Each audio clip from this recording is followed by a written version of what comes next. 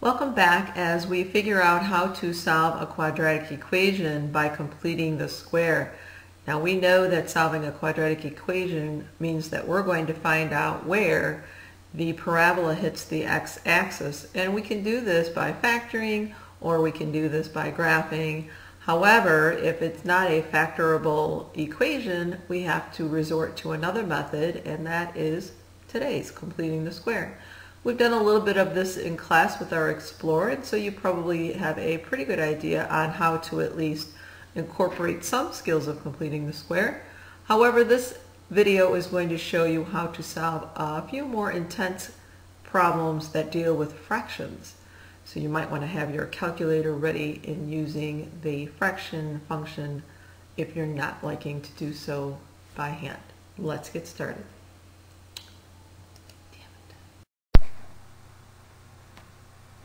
Listed on this page are the steps to completing a square. Let's get them down in our notes because we're going to use them to help us solve our problems. It'll be a great tool, so take your time, press the pause key, and get this whole list down.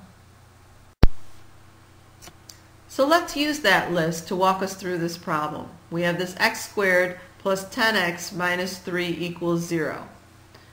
Is the coefficient in front of x squared a value of 1? And you don't see it there, but yes, it is. That's 1x squared. So the answer to that is yes. Second thing I want to do is I want to take that 10, that b term, cut it in half, and square it to see if the negative 3 completes the square. So here we go. Take our 10, cut it in half, square it. 10 divided by 2 is 5. 5 squared is 25. Is that negative 3 matching the 25? No, it's not.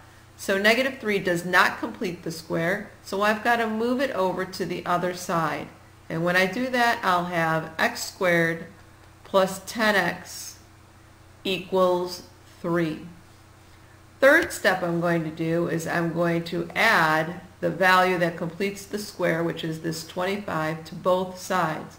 So I'm going to add 25 to both sides. Now the fourth step is going to be to complete the square. So we're going to factor, in other words. So let's factor in the fourth step, and that would be this here. How do we factor that? Whatever means you use to factor, it's going to end up being x plus 5 squared.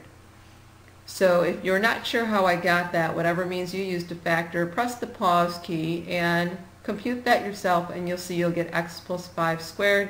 And of course I can evaluate 3 plus 25 at 28.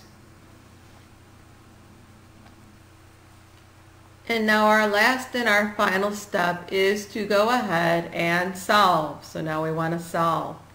And to do that, I'm going to counter this square with a square root.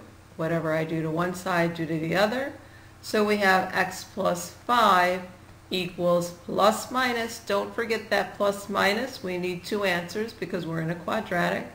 And finish this off by subtracting 5 from both sides. And so x equals negative 5 plus minus the square root of 28. But before we walk away from that problem, we have to ask ourselves, can we break down the 28? Are there any perfect squares inside the 28? The answer to that is yes. 4 times 7. So my final answer is going to be x equals negative 5 plus minus, take that 4 out as a 2, radical 7. And that is how we solve by completing the square.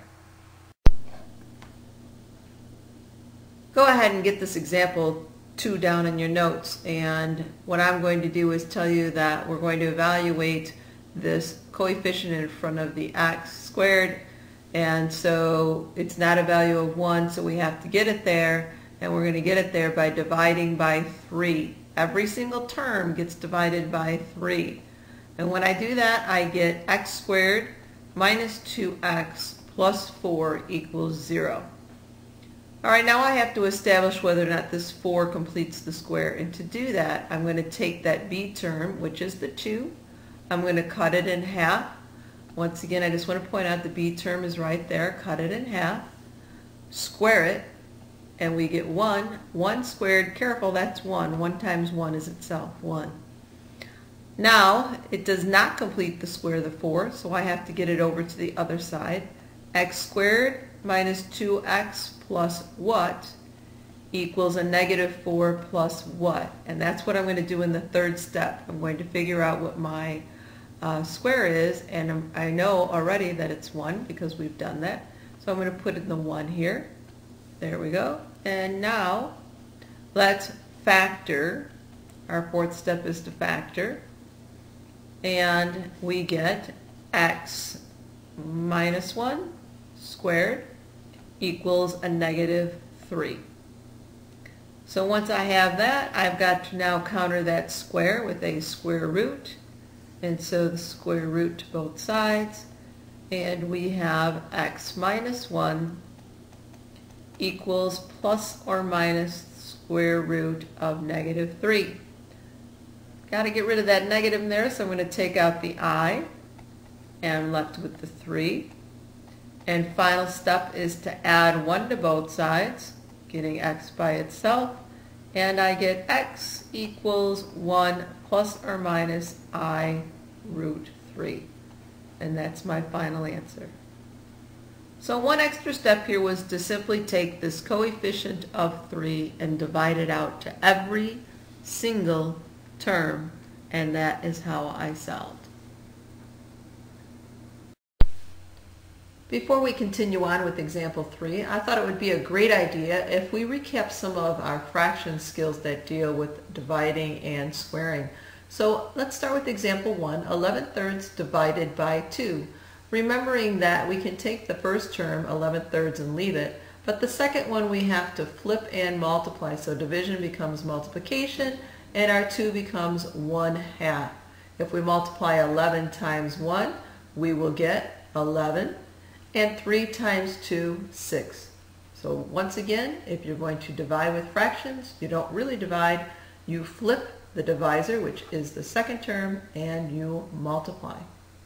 Now when it comes to squaring fractions, simply remember that this power of 2 means I'm going to take the 11/6 and I'm going to multiply it by itself 2 times. That would leave us with the numerator of 11 times 11, 121, and 6 times 6, 36. Now it's time to have a little fun. Let's bring on the fractions.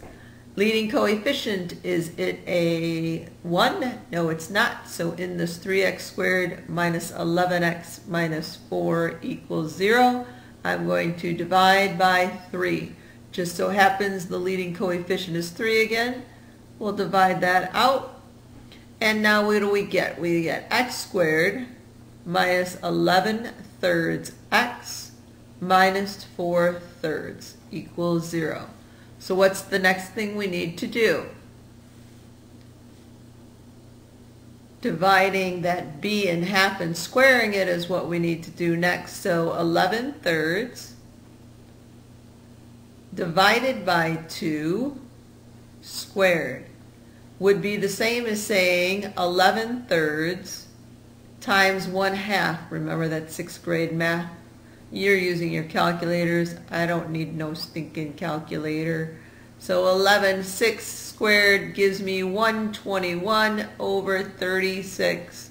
So that is not a 4/3, so I'm going to have to move that over now that I know it doesn't complete the square, that negative 4/3. And I'm going to leave some space here for what I do have to put on there, and that's a positive 4/3 plus. What did I just discover? I discovered that I'm going to add 121 over 36 to both sides. Doesn't this sound like fun? Whoosh! I cannot wait to finish this problem. 121 over 36. Now we have to take and factor this x squared minus 11/3 x plus 121 over 36.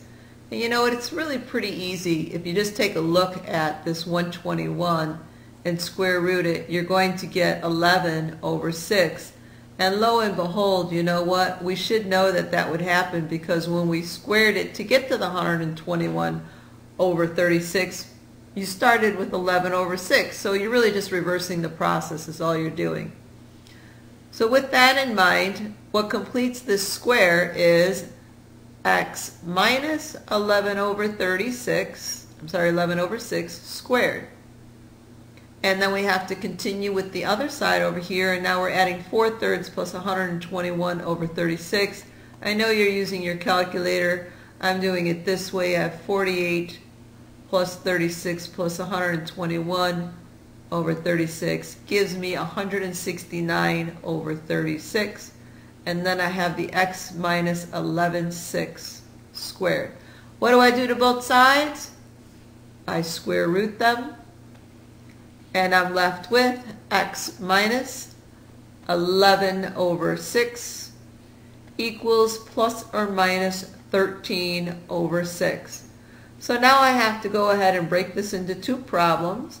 I'm going to have the x minus 11 over 6 equals 13 over 6, and x minus 11 over 6 equals negative 13 over 6. I got those from using the positive on this side and the negative on the other side that I'm going to create. So I'm actually solving two equations right now because I have to get to two answers. So I've split this solution into two parts. Now I'm going to add 11/6 to both sides, and when I do that, I'm going to get 24 over 6, or 4. So that's my first answer of 4.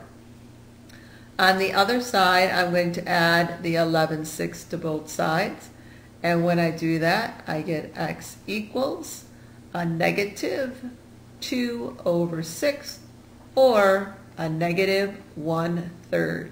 So when I solved, my final answer is x equals two answers, 4 and negative 1/3. We can put those in brackets. Just make sure you don't put them in parentheses because it's not an ordered pair. Those are two solutions for x.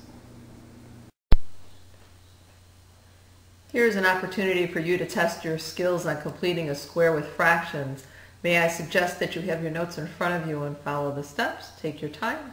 When you think you have the right answer, come on back and we'll see how you did. Welcome back. Let's see how it went for you. The correct answer is 4 1/2. If you got that correct, you did a great job. This was not an easy problem to do, so good for you.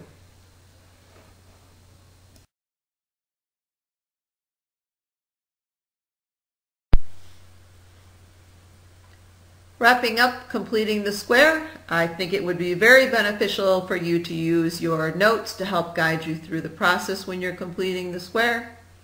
And secondly, when it comes to factoring the fractions, remember to root the C term to establish that perfect square. And I'm going to elaborate on what I mean by this, because if you truly understand what it is you're doing and how the results come out the way they do, then that helps you to move along further in your math.